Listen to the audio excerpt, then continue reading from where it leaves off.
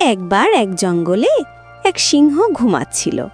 হঠাৎ একটি ছোট্ট চড়ুই পাখি ডানা ঝাপটিয়ে উড়ে গিয়ে ভুলে সিংহের ডায়ের ওপর বসে গেল। এতে সিংহ জেগে উঠল এবং খুব রেগে গেল। সে ভাবল, এই ক্ষুদ্র প্রাণী আমাকে বিরক্ত করছে, আমি যদি চাই এক্ষুনি একে খেয়ে ফেলতে পারি। চড়ুই ভয়ে কাঁপতে লাগলো আর বলল, হে জঙ্গলের রাজা, আমি ভুল করেছি, আমাকে ক্ষমা করে দাও।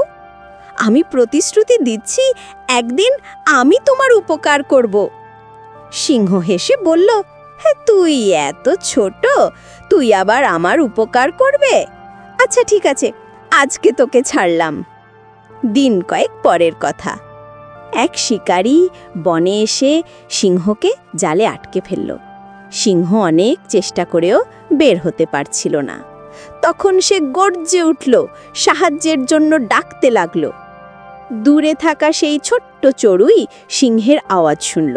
সে উড়ে এসে তার বন্ধুদের ডাকল। সবাই মিলে জালের দড়ি ঠুকরে ঠুকরে কেটে ফেলতে লাগলো। কিছুক্ষণের মধ্যেই সিংহ মুক্ত হয়ে গেল। সিংহ বিস্মিত হয়ে বলল, সুবহানাল্লাহ, যাকে আমি তুচ্ছ ভেবেছিলাম সেই ছোট্ট পাখিরাই আজ আমাকে বাঁচালো। আল্লাহ কাউকে তুচ্ছ করেন না, প্রত্যেকের ভেতরই কোনো না কোনো গুণ রেখেছেন। দয়া করলে আল্লাহ তার প্রতিদান দেন।